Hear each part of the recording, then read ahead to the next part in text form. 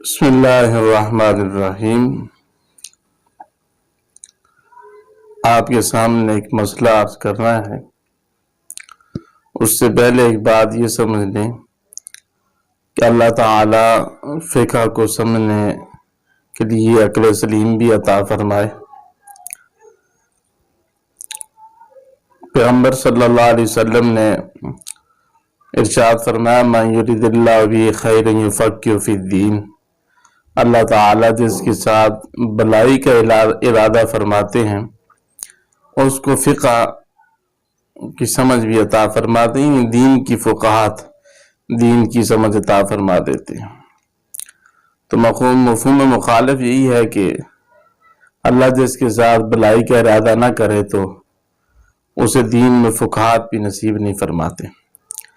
یہی حال ہمارے ملک کے کچھ مسالک کے علماء کا ہے، مسئلے کو سمجھتے نہیں ہیں یا سمجھتے ہیں تو پھر جان بوجھ کر تنقید کا راستہ اختیار کرتے ہیں اور ملک میں انارکی پھیلانے کی کوشش کرتے ہیں۔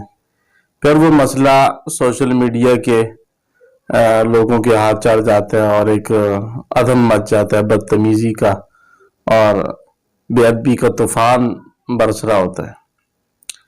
ان میں سے یہ ایک مسئلہ چند دن پہلے یہ سوشل میڈیا پر چل پڑا کہ احناف کی کتابوں میں لکھا ہے کہ اگر کسی کی انگلی پر نجاست غلاظت لگی ہو تو اس کو اگر چاٹ لیا جائے تو وہ انگلی پاک ہو جائے گی۔ پہلی بات تو یہ ہے کہ یہ ہمارے بھولے بھائی جو ہیں جن کو بیچاروں کو محض تنقید کا شوق ہوتا ہے اور تنقید کے معاملے میں یہ اتنا آگے بڑھ جاتے ہیں کہ بعض اوقات ان کی اپنی عقل جو ہے وہ معاف ہوتی ہے۔ جیسے کہ ایک مصنف نے اپنی کتاب میں اپنی کرامت لکھتے ہوئے اظہار کیا کہ میں نے امام ابو حنیفہ رحمہ اللہ کے خلاف کتاب لکھنے کے لیے مواد جمع کر رہا تھا، اچانک میری نظر چلی گئی اور پھر میں نے توبہ کی کہ میں آئندہ امام ابو حنیفہ کی توہین نہیں کروں گا، دعا مانگی تو اللہ نے میری نظر لوٹا دی، یہ میری دعا قبول ہو گئی۔ تو یہ کم عقلی نہیں ہے، یہ کرامت تیری تھوڑا ہے بھائی کہ تیری دعا قبول ہوئی، جس شخصیت کی توہین سے توبہ کی ہے کرامت تو اس کی ہے کہ تو نے توبہ کی اور اللہ رب العزت نے نظر تجھے واپس دے دی۔ اور یہی حال اس مسئلے میں بھی ہوا ہے۔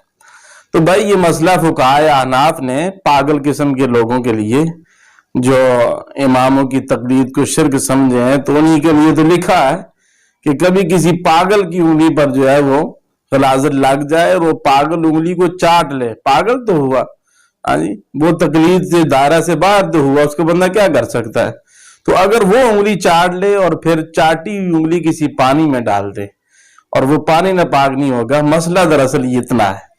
یہ کوئی عقل مند آدمی کے لیے نہیں لکھا گیا، یہ ایک پاگل کو سامنے رکھ کر یہ مسئلے کا اظہار کیا گیا اور یہ عالمگیری میں موجود ہے اور نام دیا جاتا ہے یہ اشرف تھانوی نے بہشتی زیور بعد کی کتاب ہے بھائی، تو عالمگیری میں یہ موجود ہے اور یہ الزام لگانا کہ یہ غلاظت کو چاٹنا جائز سمجھتے ہیں، حالانکہ اسی عالمگیری میں یہاں تک لکھا ہوا ہے کہ مرغی کو ذبح کرنے سے پہلے 3 دن باندھ کر رکھیں، کیونکہ وہ کیڑے مکوڑے کھاتی ہے تو غلاظت کھاتی ہو تو اس کو باندھ کر رکھنے تاکہ اس کا جو پیٹ ہے وہ اس سے صاف ہو جائے اور پھر اس کو ذبح کر لیا جائے۔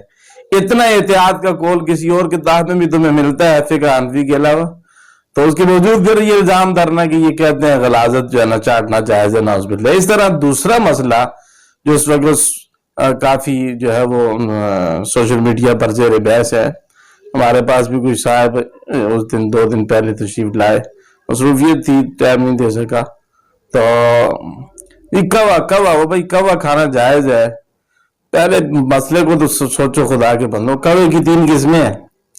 ایک کوا وہ ہے جو صرف محض غلاظت کھاتا ہے اور اس کے لیے فقہا نے لکھا ہے کہ یہ حلال نہیں ہے، جائز نہیں ہے کھانا۔ ایک کوا وہ ہے جو صرف دانے کھاتا ہے، غلاظت نہیں کھاتا، وہ دانے کھاتا ہے وہ حلال ہے، اس میں تو ناجائز ہونے کی بات ہی کوئی نہیں۔ اور تیسرا کوا جو ہے وہ مکسنگ ہے، دانے بھی کھاتا ہے اور غلاظت بھی کھاتا ہے۔ تو یہ جو دوسرا کوا ہے اس کے متعلق بھی لکھا حضرات نے کہ جو غلاظت اور دانے دونوں کھاتا ہے تو اس کو بھی جو ہے کھانا جائز ہے. اس کا قیاس ہے اس پر کہ جیسے مرغی غلاظت کھاتی ہے تو اس کو 3 دن باندھتے ہیں تو وہ جائز ہے، اس طرح یہ کعوہ بھی جائز ہے. اور رہی بات وہ کعوہ جو صرف دانے خوراک ہے، اس کی دانے کھاتا ہے، غلاظت نہیں کھاتا، تو اس کے تو جائز حلال ہونے میں شک شبہ ہی کوئی نہیں ہے. لیکن یہ شہروں میں پایا نہیں جاتا. اصل میں شہروں میں اکثر کوے وہ ہیں کچھ کالے ہوتے ہیں اور پھر وہ آئمہ کے گستاخ بھی ہوتے ہیں اور لوگوں کی چیزیں بھی چوری کر لیتے ہیں، اٹھا کے لے جاتے ہیں نا. تو ایسے کوے تو یقیناً حلال نہیں ہے. باقی جو کوہ فقہ میں لکھا گیا ہے یا ہمارے اکابر مفتیان بتا رہے ہیں، احناف کے علماء نے بتایا، وہ کوہ حلال ہے اور شہروں میں بہت کم ہوتا ہے. اس کو آقا غالباً کہتے ہیں. اللہ تعالیٰ ہمیں سمجھ کی توفیق عطا فرمائے.